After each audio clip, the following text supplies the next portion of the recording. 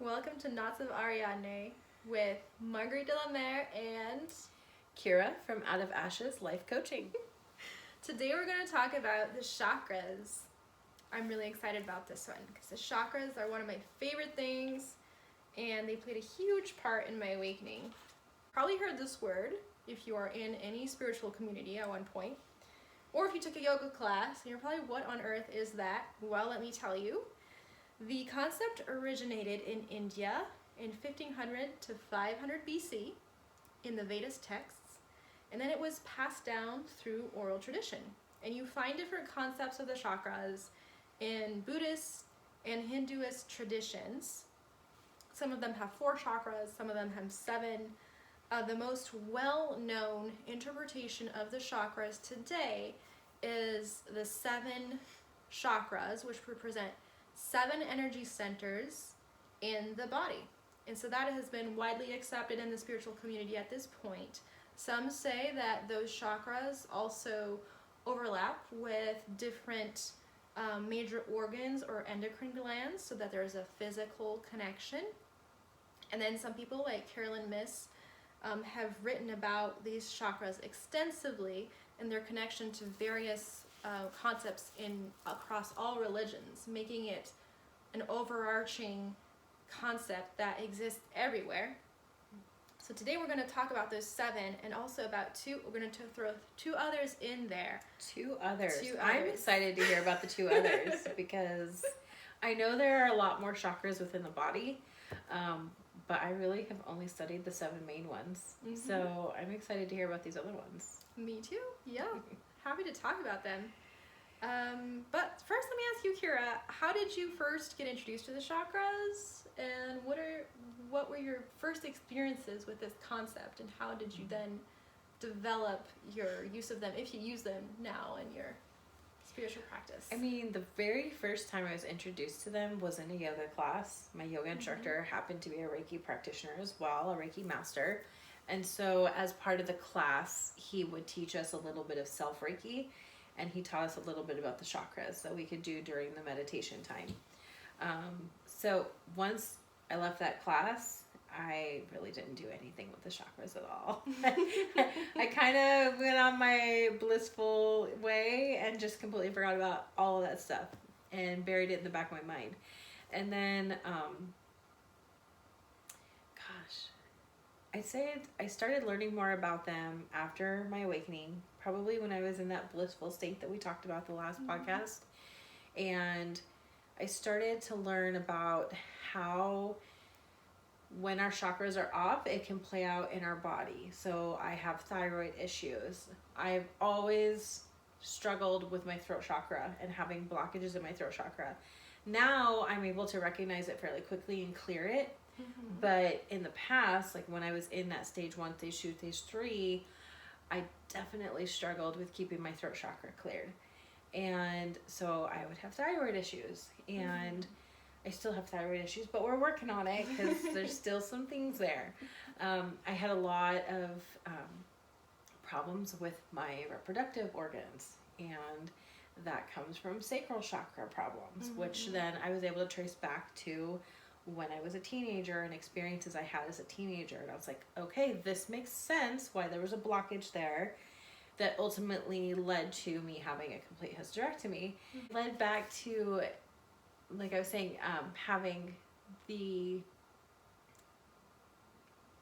traumatic experiences I went through as a teenager that I put myself in, and just the healing that had to be done there so that I could fully heal from that sacral chakra, sacral wound that I had. I have struggled with the root chakra. That's always, I mean, I'm an air sign, so I feel like that's like a given that I'm going to have root chakra issues. But yeah, so that's been my experience. A lot of my learning has gone through with Reiki. With Reiki. First getting Reiki done on myself and learning more about what she was doing, and then becoming a Reiki practitioner myself. And for our listeners, Reiki is a form of energy healing that originated in Japan. And so you mentioned a lot of things there, and one of the things that you talked about was the connection between the physical body and the chakras. And I think that's what really attracted me, was the connection to the physical body, but also the spiritual element and the energetic element of the chakras. It seems like they exist in both, or at least are connected and can influence both. I've even heard that the chakras, the colors are like a rainbow, and it's like light that got fragmented. So it's like our soul that got fragmented into different parts of itself, so that we could better understand each part of ourselves in the physical body. And I kind of like that image. There's a lot of different interpretations, but definitely the connection to the physical body is what drew me in, because there's a potential for physical healing when you're healing your energies. So yes, and clearing those blockages and how that can start to manifest within the body. And so the term blockages, how would you describe that to our listeners? So for me, the best way that I feel a blockage is that I start struggling to speak up for myself. I start holding my tongue when somebody says something to me. So it's like holding energy in that needs to come out. Yes, that needs to come out. Not necessarily bad energy, it's not necessarily good, it's just energy that needs to come out. And this is not like you're going to bite off your neighbor's head every time they step on your grass. No, it's like when you have a boundary that somebody is crossing. Like, for instance, say you're in a relationship and they are trying to tell you what to wear, and you're not speaking up for yourself and saying like, no, I want to wear the pink shirt, I want to wear the pink shirt. Instead you're holding it in and you're dressing the way they want you to dress to make them happy. Okay. You're allowing them to cross a personal boundary, and you're not speaking up for yourself. That's going to create a blockage in your throat chakra. And I can start to feel it after I've kind of held my tongue so many times, because I'll start to get like lumps in my throat, like, where I have trouble swallowing. I might get a sore throat, that type of thing. And you can just kind of almost feel it building each time you cut back and you don't speak your truth and you don't stand up for yourself. So that would be one example that I can think of. Yes, definitely. I'd also describe blockages as, so if you're new to energy healing, there's a concept that these are energy centers and they work in a healthy manner when energy is flowing through them, and not getting stuck in them. And when it gets stuck, it can create problems. But my experience with the chakras was during my awakening. The very first part of my awakening is I went to a crystal shop here in Omaha, and all the little cards where you would buy the crystals would describe this crystal is for such and such chakra. So at one point I picked up a little postcard in that store that had a picture of all the chakras, and just one thing led to another. Then I was buying crystals for each chakra and putting them on the chakra, and then I was using my pendulum to do readings of the chakras, and then I was drawing the chakras, and then I also took Reiki classes where we learn about the chakras. And I also took a class with a great teacher, Tracy Kyler, who wrote an entire book about the chakras. So it was at the beginning of my development, and it just kind of snowballed from there. Yeah. But definitely something that's always drawn me in. And I'm going to talk really quick about first of all, what are the 7 chakras? And then these extra 2 that we're going to talk about too. And how do we work with them? So we can let's start with what we call the first chakra, which is the root chakra. And that one is right in between your legs. And it's important to know that the chakras have a front and a back. So they're not just sitting at the front of yourself, they're also in the back. It's been described to me in some of the classes I've taken that literally our root chakra is in the perineum. Like it's at the very center of our torso. Oh. And so to access it, like there are some practitioners who believe like if they have to lay hands on you during the healing, that they may actually have to touch the perineum area. Oh. And so for those who don't know what the perineum is, it's literally the little piece of skin in between the front and the back of your reproductive organs. I will not do that to you, but that's interesting. I am not going to invade somebody's personal space that way, but that has actually been described to me as the actual true location of the root chakra. And what's interesting with the root also is that so I do lay crystals on people sometimes when I'm doing Reiki. And I'll also, when I'm working on the root, lay that crystal at their feet. So while that energy center is there, Ray describes it, when we talk about the root, we may also be referring to that energy that goes all the way down your legs into the ground, and heal the root through touching the feet and the legs. So any ailments associated with the legs are also related to the root chakra in a way. Typically, yeah. That's my understanding. And so then on a spiritual sense, an emotional sense, the root chakra refers to your sense of financial and physical safety and security. Yes. And it's developed typically in the earlier part of your life. So like ages like 5 to about 10, 12 is typically when our root chakra is developed. So depending on what kind of childhood you had may affect the development of your root chakra and how easily you might develop blockages or, how connected you might be to it. The health of your root chakra. Yes. Yes, and that's why when we're healing the inner child, we're speaking to that root chakra a lot. Then the second one is the sacral. And that has to do with your sense of connectedness to society, to friends, to family. So there's several aspects to the sacral. One is connectedness, and the other one is sexuality, sensuality, and creativity. And that's also where the womb is. So we're all connected through our umbilical cords when we come out of the womb. And that's also where we experience pleasure.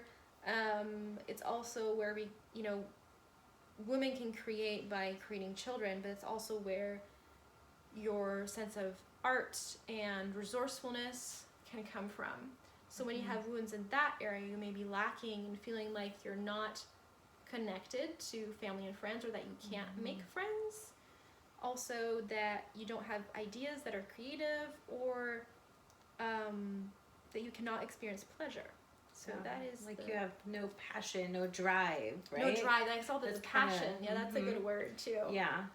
And so the sacral chakra, if I remember right, is developed between ages of like 12, 13 to about like 20, 21. So that makes sense because, our hormones are all amped up, and that's when we're kind of starting to experiment, and we're starting to notice the sex that we're attracted to, that type of thing. And so, but yes, very much the creativity and the passion as well.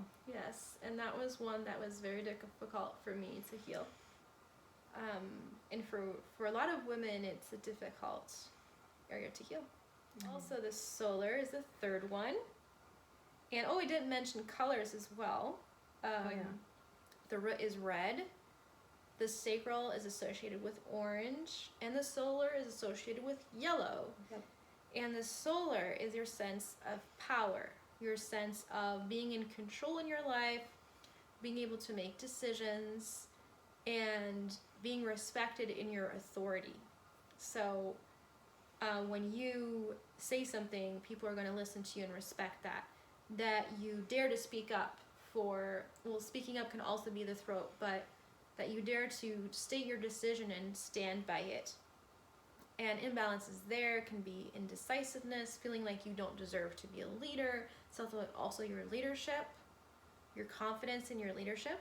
So wounds there can take those different forms. And with all of these emotional effects, there can also be physical effects in these lower chakras. You can feel digestive problems or problems with different organs in those areas.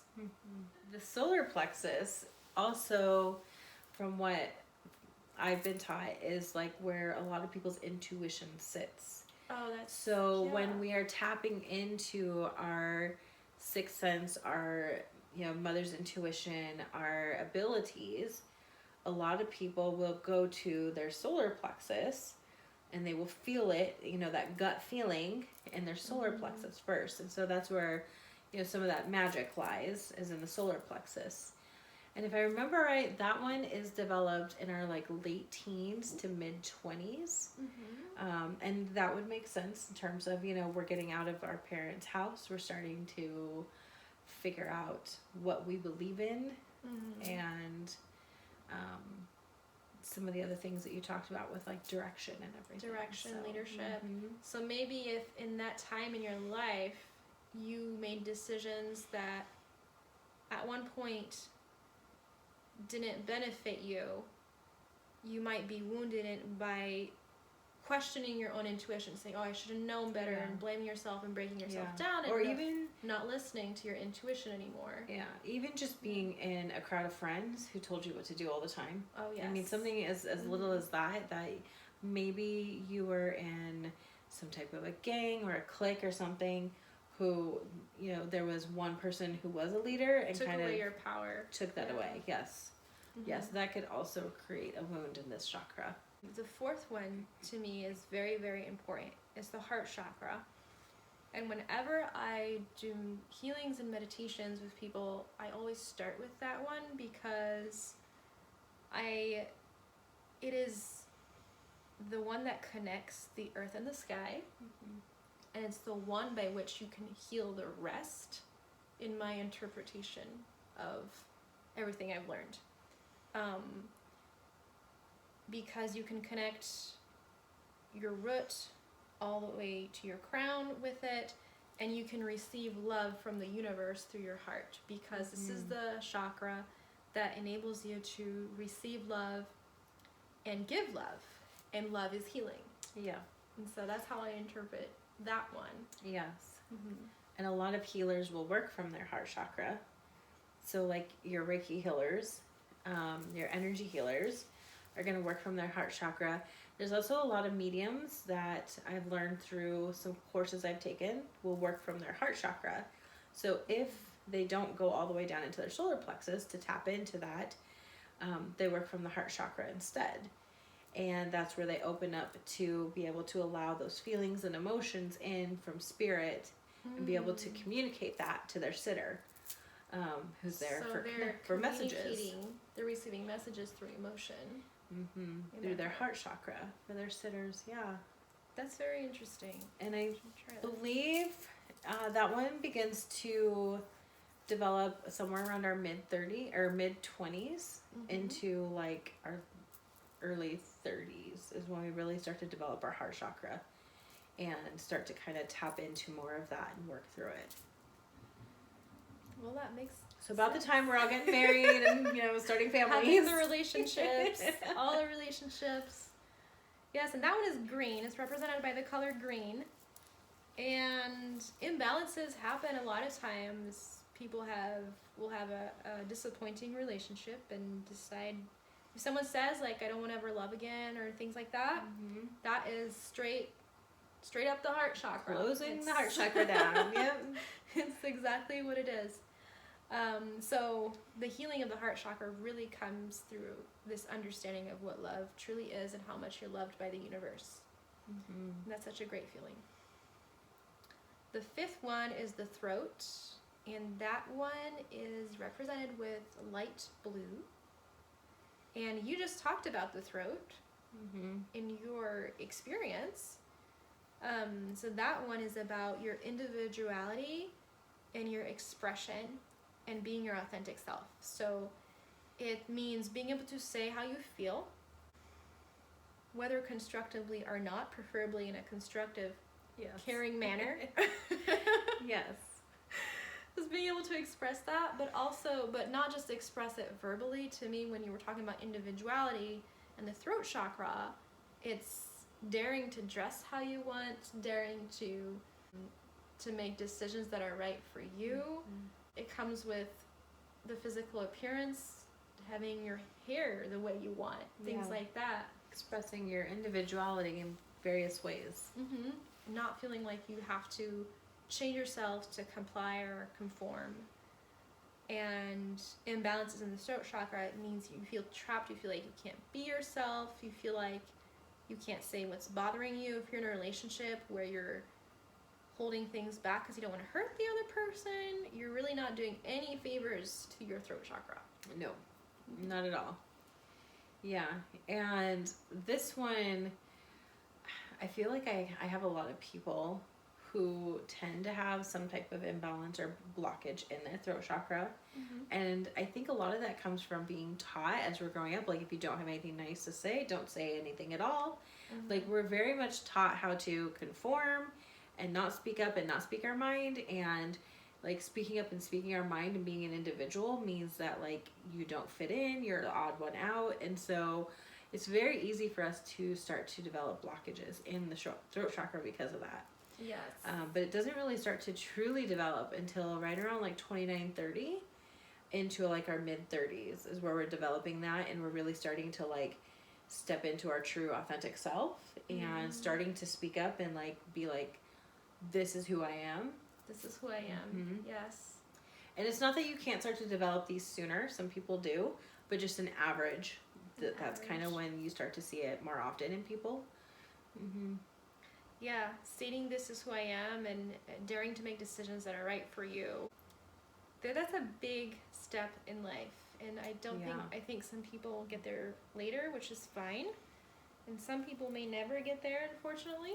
But there's so much satisfaction, richness, beauty in living a life that is true to who you are. Yeah. So a lot less drama when you're being authentic. Yes, because you're not taking it out on other people when you're authentic to yourself. Mm-hmm. And you're not letting other people take it out on you. Yes. Yeah. Boundaries. The sixth one is the third eye, which is associated with the color indigo. Mm-hmm. So it's like a deep purple kind of blue. And this is the one that is a point of fascination for a lot of people going through their awakening, is how do I open my third eye? How do I start seeing all these things? And so this one can be wounded in a lot of different ways, but an imbalance can happen when you feel like you don't have a vision of where you want to go in life or of your future. So it's like the subjective vision of where you want to go. It's discernment, knowing if someone is, being honest or good for you or not. That can also be related to your solar, but the third eye gives you this extra vision into something you wouldn't usually be able to see with your naked eyes. But then we're talking about spiritual gifts. The third eye is the one associated with actually seeing spirit. Well, opening up your third eye is kind of associated, like it brings in your clairaudience, your clairvoyance, your clairolorant, like all of the clairs start to come in through it. Mm-hmm. It's kind of like where they enter, almost. But it's also directly in front of, what is the gland? Pineal gland. The pineal gland, yes. Which is, it's something that, if I remember right, we don't know a lot about yet, like what its purpose is. Mm-hmm. Scientists know a little bit about it, but there's still a lot about it that they don't know. And so that's where they believe like a lot of the abilities and stuff that we've lost are kind of controlled by that pineal gland, which is right behind the third eye in the brain. Interesting. I did not know that part. A common wound for people who were born with some gifts that were open, and a lot of children come into the world with gifts, is there's some type of spiritual trauma. You see or sense something that is scary, and so then you close the third eye. And then you're trying to figure out how to open it years later. Yeah. Yeah. But that can happen as well. And it typically naturally starts to develop when you are like upper 30s into your mid 40s. So if it's not something that you've worked on naturally or worked on before when you were younger to try and open up and everything and develop, you're going to start to kind of have some of those things start to happen to you naturally around that time. All right. You might start to get your vision for your life and where you're finally going. Finally. Right? Finally. Now we're going to talk about the crown. The crown is the 7th chakra. Some say it's right on your head, and some say it's a little bit above your head. I've always been told it's like just above the Just head. above your head. Just right above. Yeah. And that's the one that connects you to the divine, to God, the universe. It's the one that gives you a sense of worthiness, almost a sense of spiritual royalty. You are worthy of being in the presence of divine beings and in the presence of, the highest version of the universe and the highest energies of the universe. You're worthy of it. And it's how you get connected to that through the crown. And of course it's in the head, the top of the head, so it's associated with that, and the third eye can be associated with migraines and any type of your head hurting in any way. But the spiritual ailment and the emotional ailment of that being closed is thinking you're not worthy, thinking you can't talk to God, thinking you can't talk to angels, thinking that you're abandoned by God or something like that. It's that person who says, oh, God must be punishing me when something bad happens to them. That's a crown chakra wound right there. And I want to clarify, we're talking about opening and closing. So you can actually learn to open and close your different chakras. But what we're talking about is when it's blocked, closed, and you have a wound there. So, but there's nothing wrong with opening and closing them at different times when you learn how to do that. Yeah. And the crown chakra, but the only thing I feel like I can add to that, because you covered a lot, typically is going to be naturally developed around, I believe it was mid 40s to kind of your early 50s. Mid 40s? Yes. It's one of the last ones to really get fully developed. So again, we can do lots of work to open up and develop it quicker. But for most people, that's about when you're going to start to see more. I've always been told my crown is very connected. Yes, I would agree. Very connected. So I wonder what's going to happen in my 40s. Right? Is it going to like expand?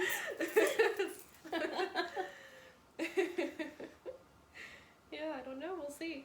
Let's talk about the surprise chakras. So we just talked about the 7 chakras.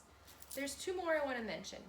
Okay, so first of all, there are a lot of other chakras we did not mention that are smaller, that are all everywhere in your body, because there's energy centers everywhere.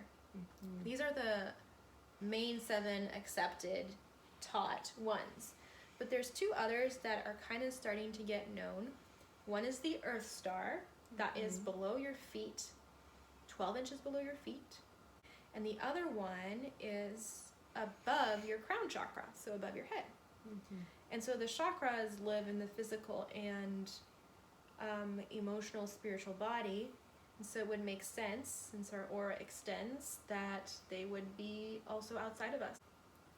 And so the Earth Star is the one that connects you to Mother Earth, because we are Earth. We belong to the Earth. And the 8th chakra above your head is the one that connects to the heavens. And doing deep work on that Earth Star is going to bring up a lot of wounds kind of similar to the root chakra, but it's also going to go deeper in that you're actually going to feel the emotion of the earth, the emotion of Mother Earth. You have this awareness of the value, the beauty, but also the suffering of the planet. It becomes, and I think when you expand your consciousness, that 8th one might be more activated. It's an expansion upwards into the air. So, and in my Reiki, I've started to do Reiki on those 2 extra chakras because I do find that it makes a difference. So we have the Earth Star, and you said what one was up here? It's called the 8th chakra. Just the 8th chakra. I did not find a no name special for name. We could give it a special name. What should we name it? Maybe you should comment that Sky below. Star. The Sky Chakra. The Heavens Chakra. I don't know. Well, when you were talking about the Earth Star, like the thing that came through my mind was like the whole like from dust you came and to dust you shall return. And I was like, yes, that definitely resonates. We can see that. I grew up Christian and I still believe in Jesus and God as my savior. And I'm just like, yes, from dust I came, from dust I shall return. Definitely. I get that. Yes.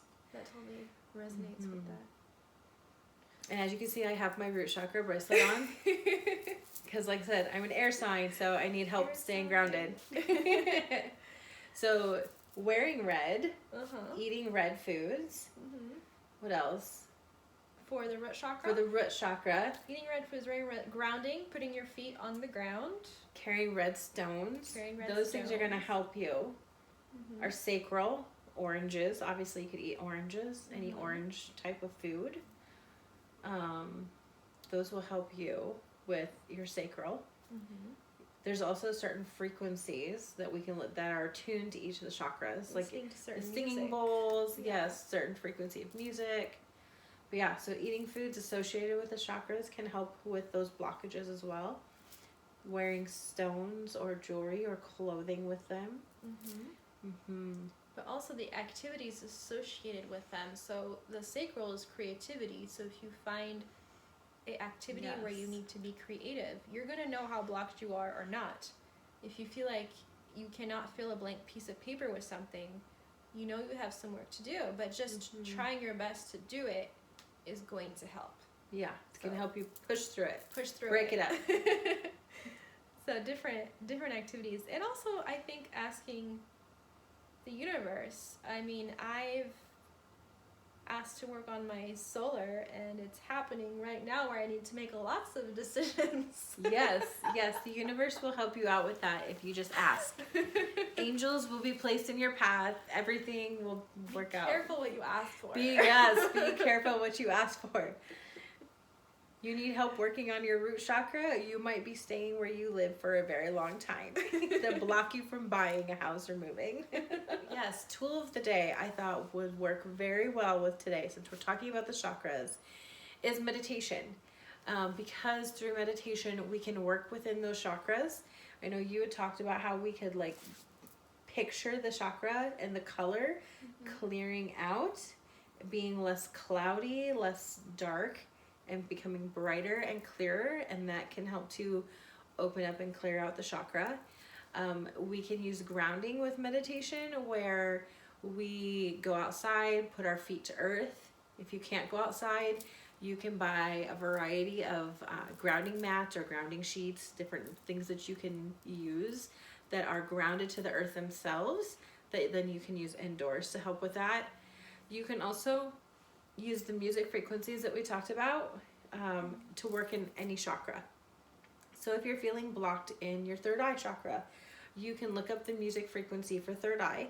I do recommend that you use headphones when you're doing this, so that you get the full tone in your ear and get the full effect to truly balance that frequency.